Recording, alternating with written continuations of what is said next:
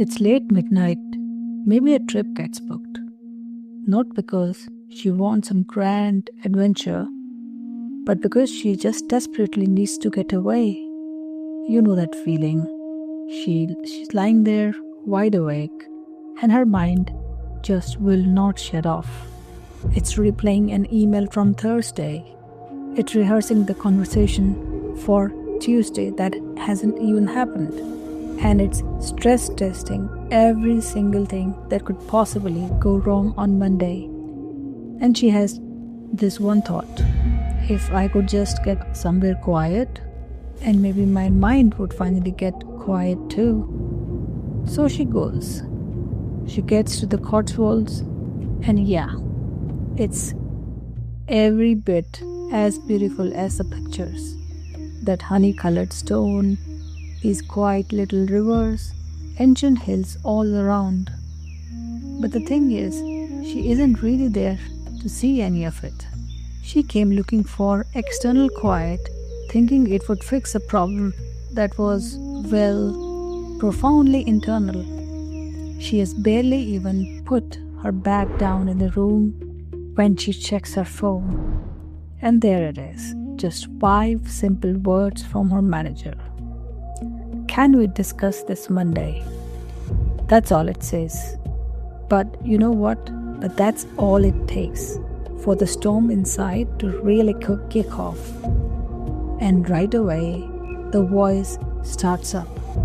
That internal roommate that just never pays rent and will not be quiet. Now, what's really interesting about this voice, according to the author Michael Singer, is that it isn't actually broken or trying to be cruel. It's a problem-solving machine, and it's genuinely trying to make sure she's gonna be okay. The only problem is it has no off switch. It doesn't know when to stop. And it never just sticks to one problem, does it? The next morning, she's walking by the river, and a whole new voice just jumps in, seemingly out of nowhere. It's her mother from a phone call weeks ago. You never call anymore. And just like that, the guilt about her mother gets all tangled up with the anxiety about her manager. It's a classic move, isn't it? The unquiet mind just piles it all on. So what's her first instinct? To fight back. To reason with the voices. To try and solve the problems they are presenting. But here's the thing. Every single time she engages with it, every time she rereads that text message, she's giving that voice exactly what it wants. She's confirming that yes, this must be a serious problem. The threat must be real. And the more she tries to fix it, the louder it screams. By Saturday evening, after a whole day of internal battle, she doesn't have some kind of a elegant spiritual surrender. She's just done. She has literally run out of the energy to fight anymore. She's leaning against this old stone wall, just exhausted, and for the first time all weekend, she finally stops. And in that quiet space, that moment of stopping, something new finally has a chance to come through. The next morning, she's back by that same river, and she sees this little kid, maybe 3 or 4 years old. The child is just dropping a stone into the water and watching the ripple, then picking up another one and watching that one.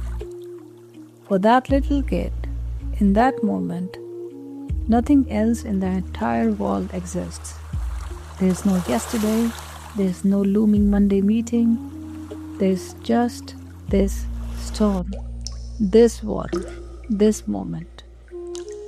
As she's watching, something inside and of her just gets quiet.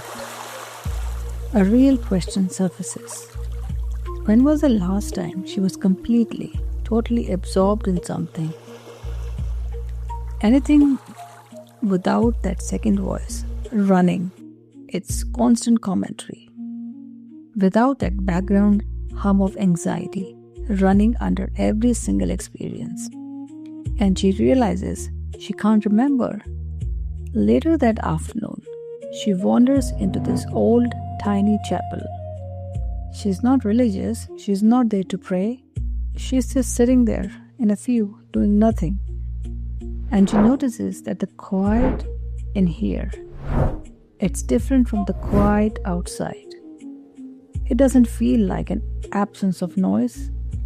It feels like the presence of something profound.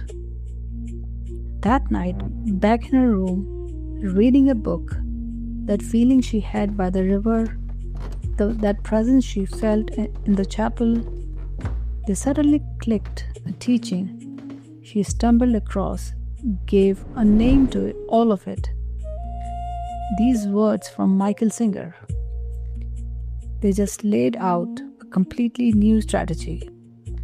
Not fighting, not engaging, not trying to turn the radio off. Just noticing it and just observing it from a distance. She had spent an entire weekend trying to argue with the voice. And what if this whole time the answer was just to watch it instead? And there it was. The name for that quiet presence she had been feeling, the watcher. See, it's not another thought, it's the awareness behind all the thoughts. It's the part of you that's able to notice a noise in your head without being the voice in your head. It's the part that's been there the whole time, just unnoticed. So the next morning, up on a hillside, she decides to try it on purpose for the first time. She stops walking and she tries to follow the steps. Okay, 1. Notice a noise. 2. Name it. Ah, there's that walk anxiety voice again. And 3. Try to become the watcher. She maybe lasts 30 seconds before she gets completely pulled back into the story. And this part is so important. Getting pulled back in like that, that's not a failure. That's not you getting it wrong. That is exactly what the beginning of this practice looks like. Every single time you notice you have been pulled back in that moment is the practice. That's the win. So you see, this isn't about achieving some permanent state of blissful silence on a hillside. It's about developing a practice that you can actually take home with you. It's a practice of returning over and over and over again to that seat of the watcher. The shift in her approach was just fundamental. I mean, look at this. The old way was to engage, argue, solve, and resist a constant battle.